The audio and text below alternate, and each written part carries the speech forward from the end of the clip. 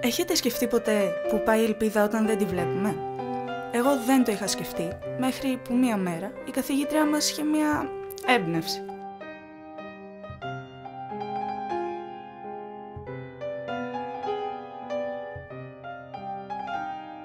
Θα μιλήσω ειλικρινά. Η πρώτη μου σκέψη, και όχι μόνο η δική μου, ήταν «Τι, πάλι εργασία?»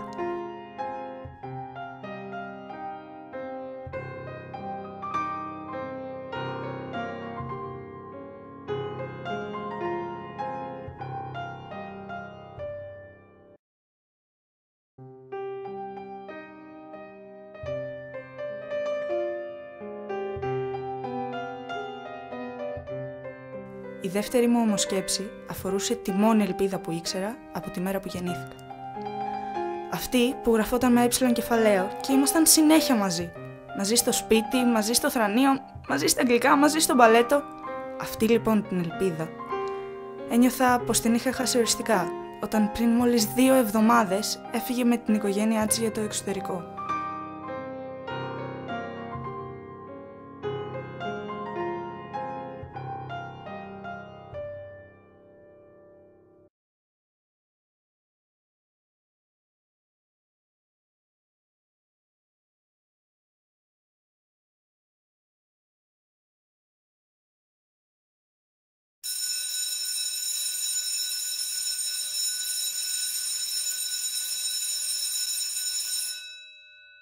Μολονότι ήξερα ότι καμία απάντηση, καμία εργασία δεν θα μπορούσε να αποτυπώσει με μεγαλύτερη ακρίβεια την εικόνα που είχα εγώ για την ελπίδα, ουδέποτε παρέδωσα την κόλλα μου στην καθηγήτρια.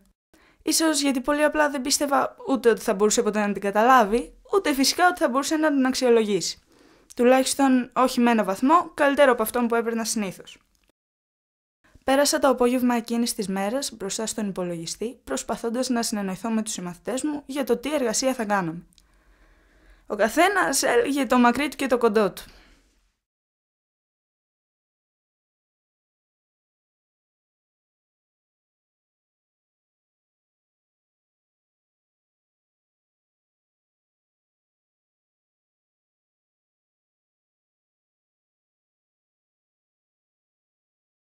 Εγώ ρε παιδιά δεν κατάλαβα.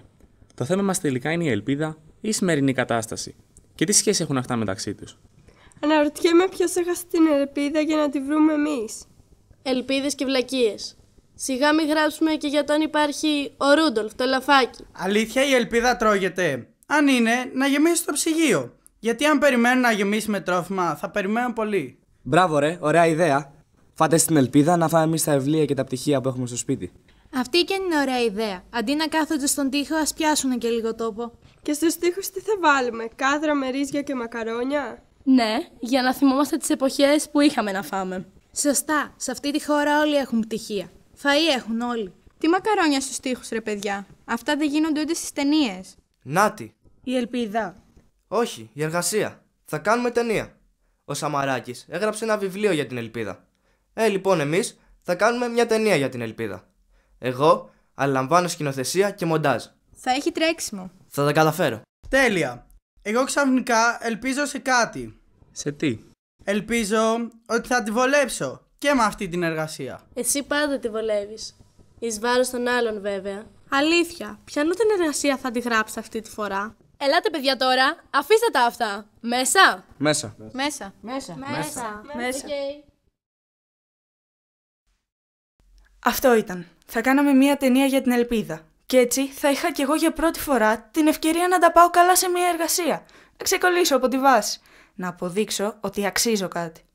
Ως την επόμενη μέρα τα είχαμε αποφασίσει όλα. Εκτός από μία λεπτομέρεια. Τι ακριβώς θα δείχναμε στην ταινία. Εκείνο το βράδυ είδα στον ύπνο μου την ελπίδα. Στο σχολείο. Μόνη της.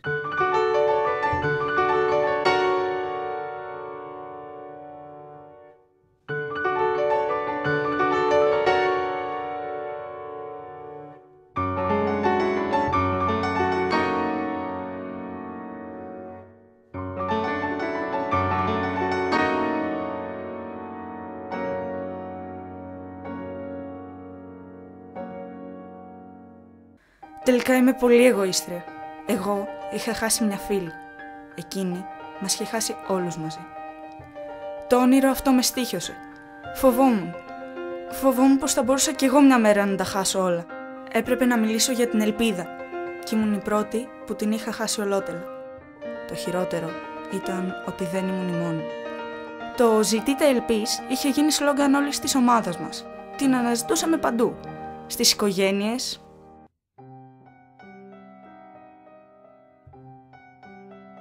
τους συγγενείς,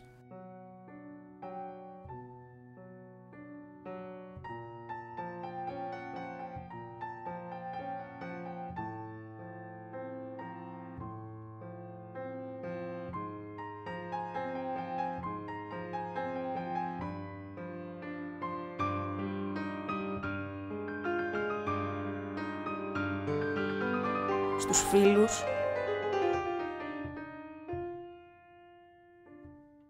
στους δρόμους,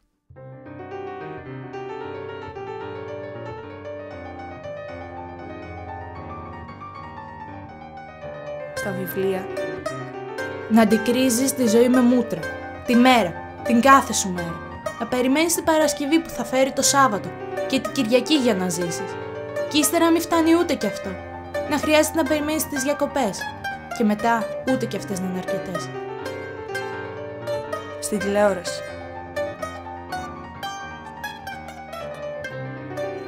Σύμφωνα με πρόσφατα στοιχεία της Ελληνικής Στατιστικής Αρχής, ξεπέρασε και το 60% το ποσοστό ανεργίας στους νέους μέχρι 25 ετών.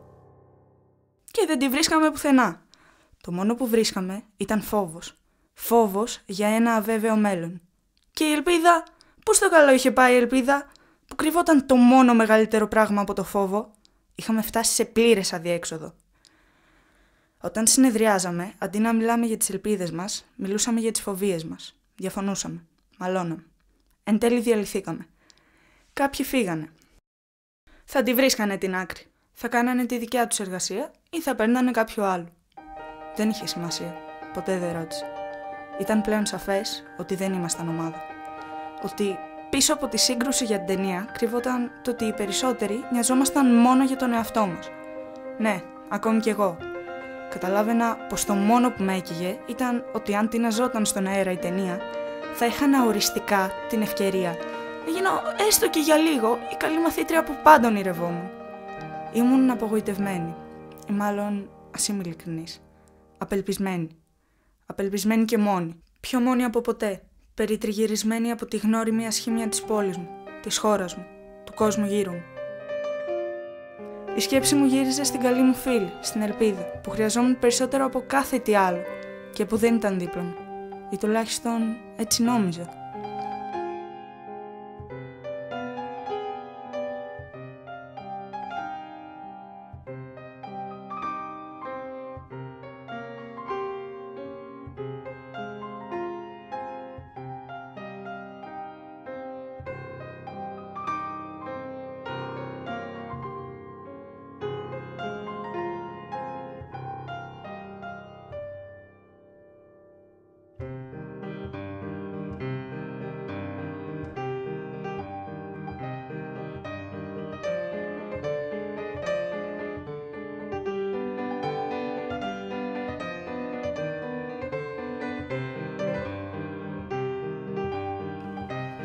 Ένιωθα ότι είχα ξαναβρει την ελπίδα.